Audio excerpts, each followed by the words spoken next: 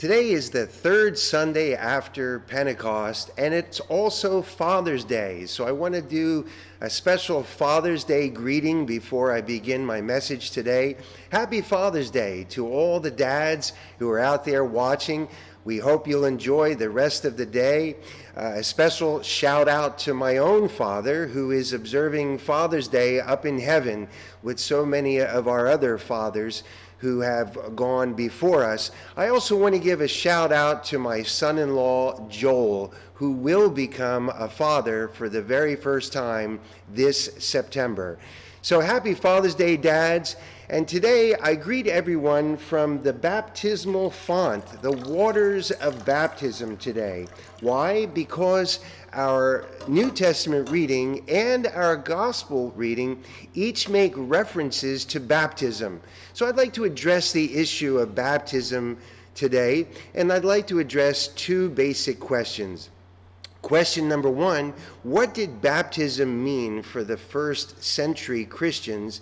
And question number two, what does baptism mean for us today? Let's go back 2,000 years ago. What did baptism mean for those first century Christians? Well, we take our cue from the New Testament readings, the readings that are assigned for today. Let's take a look. St. Paul says in Romans chapter 6 that baptism represents newness of life, a complete new life when we emerge from the waters of baptism. And then Jesus said in his ministry that baptism represented a renewed commitment of discipleship. When Jesus said, "Take up the cross," according to Matthew chapter 10, he was really saying, take up your mission as a follower of Christ. In other words, baptism for first century Christians was an inauguration, a new beginning. And all those who emerged from the waters of baptism said, "My life will never ever be the same again." Back then, adults were baptized, so they made a complete commitment to God, a complete commitment to discipleship, and there was a reprioritizing of certain things in life. And today I'm going to talk about repositioning priorities. You're going to hear that phrase often today, repositioning priorities. Because when adults in the first century emerged from the waters of baptism, they were new. They were brand new. They wanted to leave the old way of life behind. They wanted to wash completely in the waters of baptism and emerge completely renewed by the grace of God. What about today? How do we look at baptism? Well, we also look at baptism as a renewal, a regeneration, and a rebirth. We are born again in baptism. Let's do a little Lutheran tutorial about baptism. We practice infant baptism in the Lutheran Church. We nurture the child and take years to introduce the child to the God of baptism. Later, the child makes a renewed commitment to Christ. We call that Confirmation Day. Confirmation Day, by the way, is also known as Affirmation of Baptism. Why do we baptize babies? Because we want to emphasize that God unconditionally loves us from birth.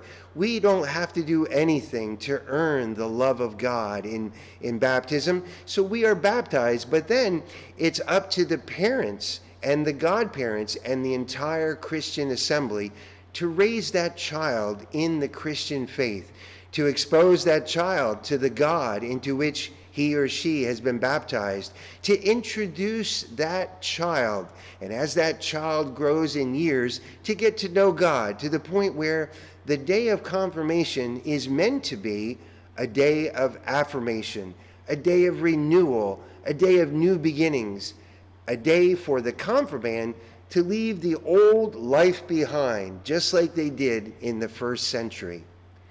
But I'm raising a question now to you. Is baptism now as significant as it was 2,000 years ago? Are we taking our baptismal promises seriously? Is baptism really representing a reprioritizing of our lives? Does baptism really mean that we're changing for Christ? And more importantly, does baptism mean that we're putting God in first place always? Because back in the first century, those who were baptized said, we're putting God in first place in all categories of our lives. I'm beginning to wonder. Now, I don't want to sound judgmental. I don't want to sound critical. I don't want to sound like I'm condemning people. But I think our society in general has devalued baptism since the first century.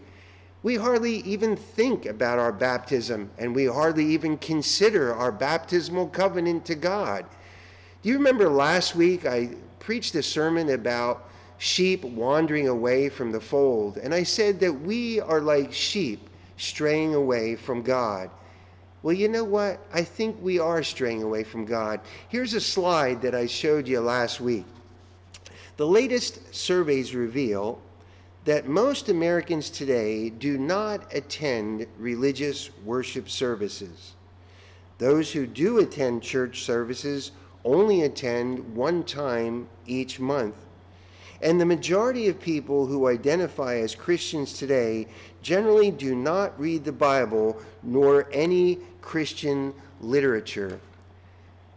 But we're missing the point then. If this is true, and it is, all the surveys reveal this, we're saying that baptism is not important anymore. I should rephrase that. Baptism for us is not as important as it was in the first century. The first century Christians said that baptism changed lives. Are we living as if our lives are changing? Now here's where things are going to get a little bit uncomfortable. I don't want to offend anyone. I don't want to get anybody upset. And I'm not being judgmental in what I'm about to say, but I want to look at this whole thing as a scientist would look at a lab experiment. I want to be objective. I want to just look at the situation and observe. Here's what we're observing lately with our American families on Sunday mornings. This is what they do on Sunday mornings. They have a list of priorities. The number one priority is children's sporting events. Number two seems to be children's social events like birthday parties and other social events. And then comes recreation, the fishing, the golfing, the other family events. And then comes sleep. Actually, a lot of people are placing sleep on a high priority for Sunday morning. Why? Because, hey, if they're working 50, 60 hours a week, Sunday may be the only time they can actually get some rest, so they choose to sleep in on Sundays. And then all the way down at the bottom of the list there is worship. What does that say to us if worship is at the bottom of the priority list? Again, I'm not being judgmental, and I really don't want to sound critical. I'm making an observation, folks. People are not spending Sunday mornings in church. For the most part, they're spending Sunday mornings elsewhere. Some of you have heard me tell this story, and if you haven't, this story will be new to you. But not long ago, it was 4th of July weekend one year. It was actually July 3rd, the day before the 4th of July, and it was a Sunday morning. I remember at 7 o'clock in the morning, I'm looking in the mirror and I'm shaving. I'm getting myself ready to go to church on Sunday morning at 7 o'clock. And outside my window, I hear ping, ping, ping. I thought, what on earth is going on? I looked out the window. There's a softball field right next to my house here in Rockaway. I looked out on the softball field, and what did I see? I saw girls in complete softball uniforms taking batting practice at 7 o'clock in the morning on Sunday on 4th of July weekend. And I had to laugh to myself because I thought, what if I said that confirmation class was going to be at 7 o'clock in the morning on a Sunday, the same Sunday as 4th of July weekend? You think I'd have 100% attendance? And yet the girls were out there, ping, the aluminum bats were striking the softballs, ping, ping, all getting ready for a weekend softball tournament next door. That was the priority, and the family members were all there too at 7 o'clock in the morning. Church took a back seat, and worship often does take a back seat. Again, I say, I'm not being critical, I'm not being judgmental, I'm not sitting on a high seat here and judging, but I am referring us back to our baptismal covenant. When we were baptized, we knew that God was saving us in the waters of baptism. That was God's part, and our response was to be faithful to God, to put God in first place in our list of priorities, and to make God more important than anything else, especially on Sunday mornings. But I think we've gone astray. We have forgotten that first century message of putting God in first place. But what if, and I ask you this hypothetically, what if we rearranged our priorities? What if we decided, no, we're not going to have worship in last place. We're going to put worship in first place on Sunday morning. Take a look at the chart now. If we inverse the list of priorities, now what do we see? We see that worship comes in first place. And what about sleep? Well, those of you who don't have children, you can go to worship first and then sleep in the afternoon on Sunday, can't you? Again, I'm not being insulting here. I'm not being condescending. And I certainly don't want to sound like I'm looking down on people.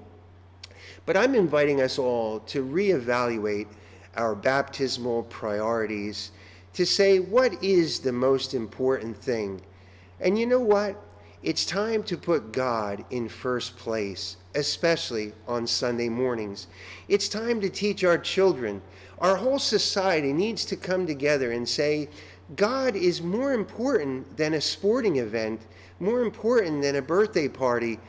God is important on Sunday mornings as we come together to learn about God, to worship His holy name, to be blessed in His presence, and yes, to celebrate the baptisms that come around once in a while.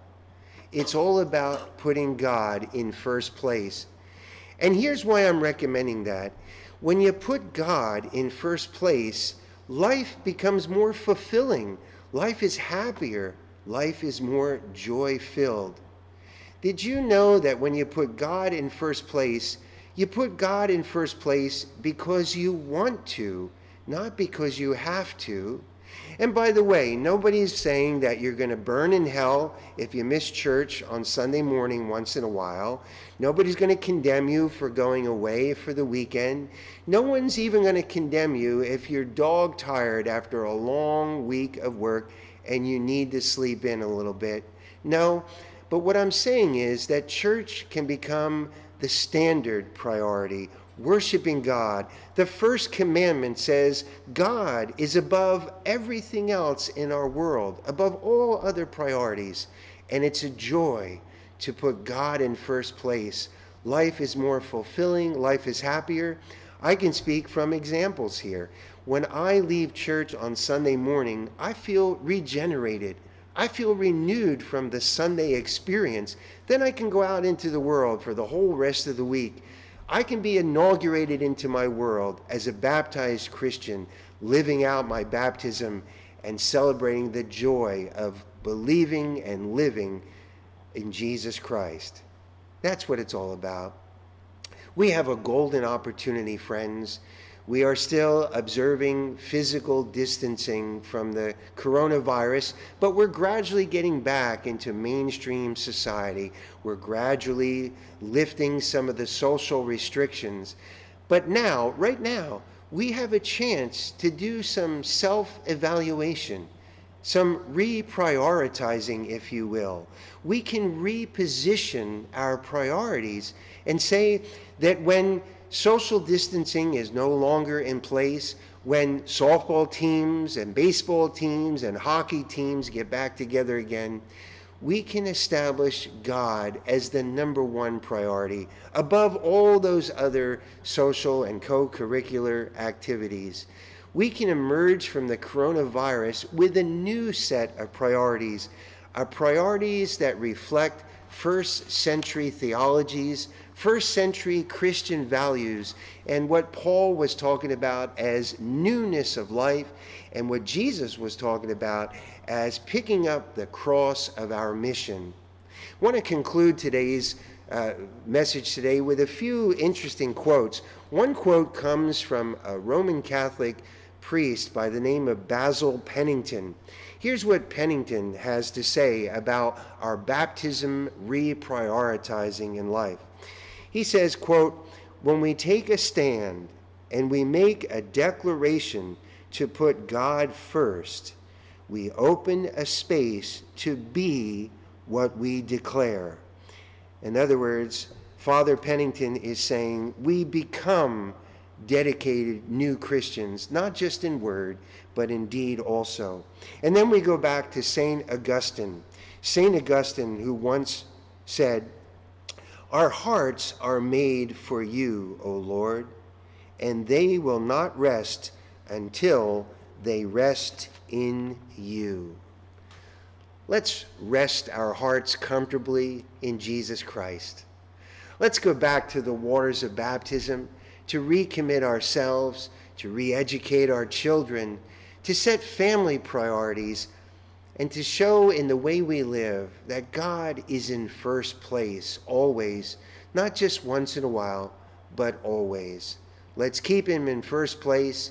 Let's keep God number one in our hearts, in our souls, and in our actions. And to that I say, as I always do, thanks be to God.